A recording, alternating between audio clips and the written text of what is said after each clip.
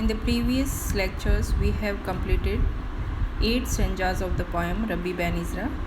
Now we will take up the next stanza number 9. Stanza 9 begins as, Yet gifts should prove their use. Eye on the past profuse, of power each side, perfection every turn.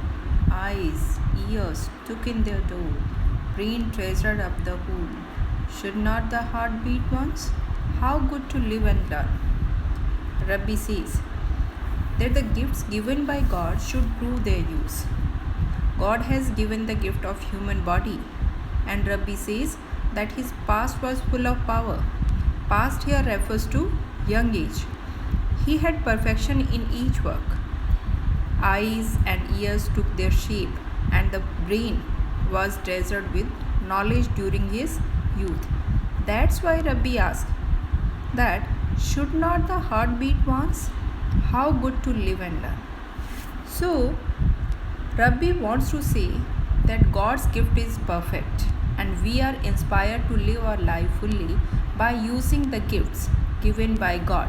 And it is also good to learn while living the life. In this stanza, Rabbi has described that God has given us a gift. तो यहाँ gift जो है वो human body को कहा गया है कि भगवान ने हमें ये जीवन दिया है और हमें इस लाइफ का यूज़ करना चाहिए. In youth we has full power. Young age में हमारे पास पूरी पावर होती है.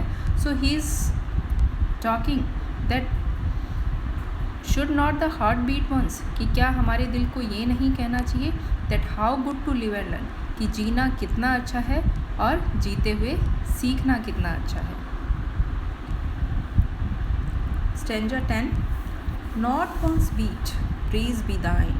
I see the whole design. I, who saw power, see now love perfect too. Perfect I call thy plan. Thanks that I was a man. Maker, remake, complete. I trust what thou shalt do. In this stanza, Rabbi praises God's plan, which he now realizes is perfect.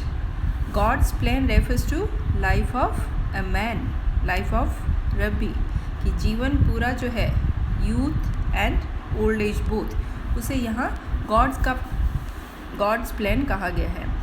In the previous stanza, Rabbi describes various gifts provided to man by God.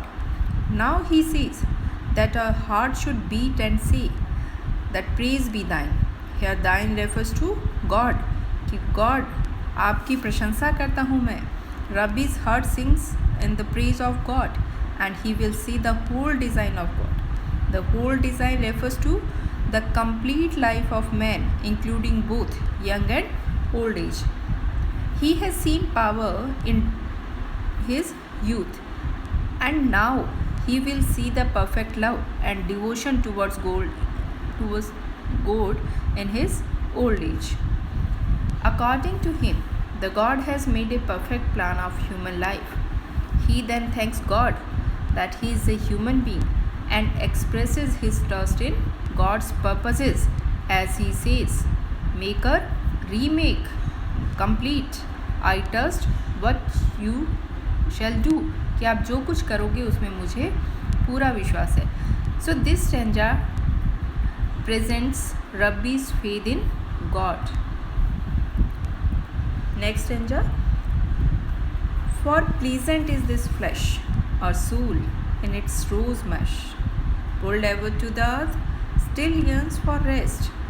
Would be some prize might hold, to mesh those manifold possessions of the brute, gain most, as we did best. In this stanza 11, Rabbi says that this earthly life is pleasant. Our soul that is imprisoned in this body still yearns for rest. He wants to say that our soul wishes to go to heaven. We are having many possessions of earthly life such as human body, and by using these gifts we can achieve some spiritual prize also. According to Rabbi, we should use our earthly life by doing our best work, and also in this life we can gain spiritual heights. सो यहाँ रब्बी ने कहा है जैसे कि soul हमारी body की help करती है, if soul is not present in the body we can't alive, हम जीवित तभी हैं जब तक आत्मा शरीर के अंदर है। तो जिस तरह से सोल जो है वो बॉडी की हेल्प कर रही है, इन द सेम वे और body should also help the soul, हमारी बॉडी जो है उसे भी सोल की हेल्प करनी चाहिए।